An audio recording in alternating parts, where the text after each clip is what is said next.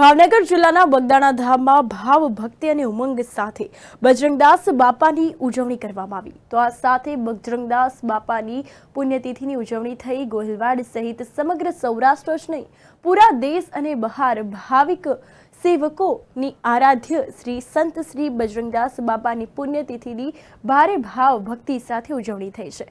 શ્રી ગુરુ આશ્રમ બગદાણા તીર્થધામમાં શ્રી મંજી બાપાના સાનિધ્ય સાથે શ્રી બજરંગદાસ બાપાની 47મી પુણ્યતિથિ ઉજવવામાં આવી હતી। આ ઉપરાંત ઉલ્લેખનીય છે કે આજથી અયોધ્યામાં શ્રી રામ જન્મભૂમિ તીર્થમાં પણ શ્રી બજરંગદાસ બાપાના નામથી અન્નક્ષેત્ર પ્રારંભ થયો છે।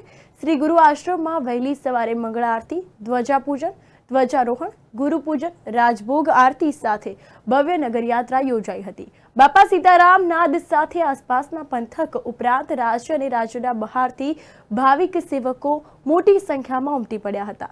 દર્શન પૂજન સાથે પ્રસાદનો લાભ લીધો હતો અને આ ઉત્સવ સાથે રક્તદાન શિબિર પણ યોજાઈ હતી।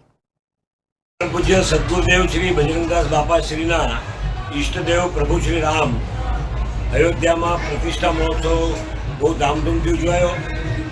મારા સદગુરુદેવના ઈષ્ટદેવ છે એટલે અમારા સૌના ઈષ્ટદેવ છે। સમગ્ર ભારતના સનાતનીઓના એ આરાધ્ય દેવ છે।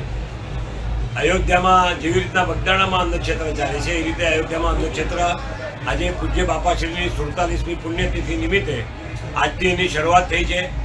અયોધ્યાનું આ એક એવું અન્નક્ષેત્ર હશે જ્યાં લોકોને પંગતમાં બેસાડીને જમાડવામાં આવશે। સવારે ગાંઠિયા, લાડવા, દાળ, ભાત, શાક અને રોટલી, સાંજે ખીચડી, કઢી, શાક, રોટલી અને દૂધેવાળું કરાવવું એવો મારા ગુરુ આશ્રમમાં જે પરંપરા છે અન્નક્ષેત્રની, એ અયોધ્યામાં બી જ્યાં સુધી ભગવાનની ઈચ્છા હશે ત્યાં સુધી એ અન્નક્ષેત્ર ત્યાં ચાલુ।